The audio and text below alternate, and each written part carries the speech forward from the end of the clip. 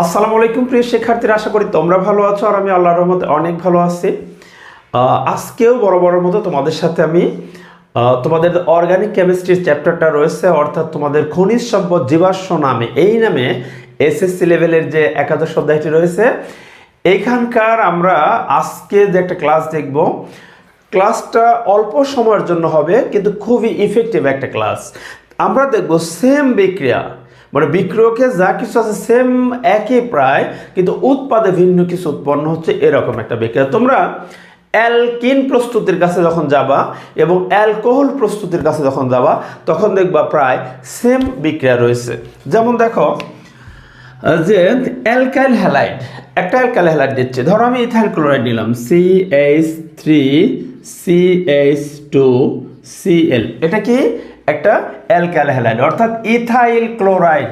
এই দেখো ethyl chloride, তাই ইথাইল ক্লোরাইডের সাথে যদি আমরা সোডিয়াম হাইড্রোক্সাইড এর বিক্রিয়া করাই, এখন দেখো আমি আরও একটা বিক্রিয়া লিখি, আমি পরপর দুইটা বিক্রিয়া লিখবো, যে ethyl CH3CH2Cl ethyl chloride sodium hydroxide, দুটো একই বিক্রিয়া দিচ্ছি।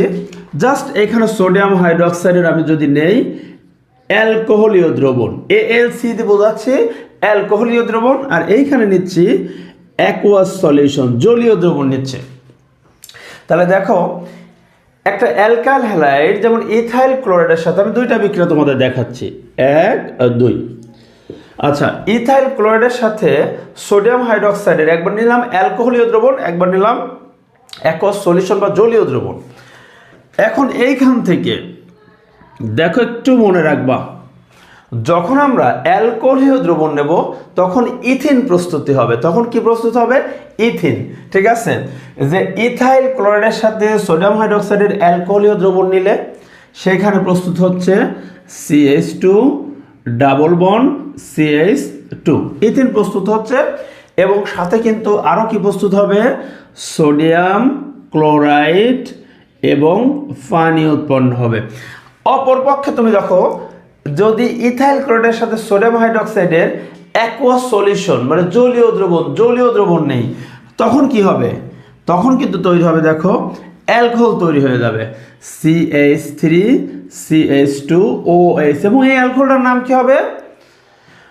যেহেতু তুমি দেখতেছো 2 কার্বন বিশিষ্ট অ্যালকাইল হ্যালাইড ছিল, তাহলে এখানে 2 কার্বন বিশিষ্ট অ্যালকোহল, এটা হবে ইথাইল, এই দেখো ইথাইল অ্যালকোহল বা ইথানল তৈরি হবে, এবং সাথে সোডিয়াম আর ক্লোরিন বিক্রিয়া করে সোডিয়াম ক্লোরাইড উৎপন্ন করবে, সোডিয়াম ক্লোরাইড।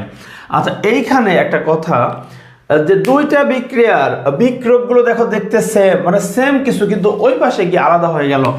এইটা তৈরি হলো ইথিন মানে একটা অ্যালকিন, আর এইটা তৈরি হলো ইথানল মানে অ্যালকোহল। এখন তুমি যে জিনিসটা মনে রাখবা, সোডিয়াম হাইড্রোক্সাইড, দেখো পার্থক্য কোথায়? এখানে অ্যালকোহলীয় দ্রবণ, এখানে জলীয় দ্রবণ। অর্থাৎ তুমি যে জিনিসটা মনে রাখবে, এই যে জল থাকলে জল, দেখো জল থাকলে কি হবে? জল থাকলে হবে নল।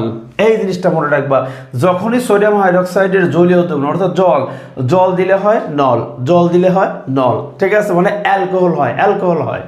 ওকে, আমার মনে হয় দুইটা বিক্রিয়া তোমার মাথায় থাকবে, একটু মনোযোগ দিয়ে যদি বোঝো পরীক্ষা আসলে তুমি দিতে পারবা। একই রকম বিক্রিয়া যখন অ্যালকোহলীয় দ্রবণ থাকে সোডিয়াম হাইড্রোক্সাইডের তখন হয় ইথিন, আর যখন জলীয় দ্রবণ থাকে তখন হয় ইথানল। ঠিক আছে, তো আজকে এখানে সমাপ্ত করছি, তোমাদের শুভকামনায়। আল্লাহ হাফেজ, আসসালামু আলাইকুম ওয়া রাহমাতুল্লাহ।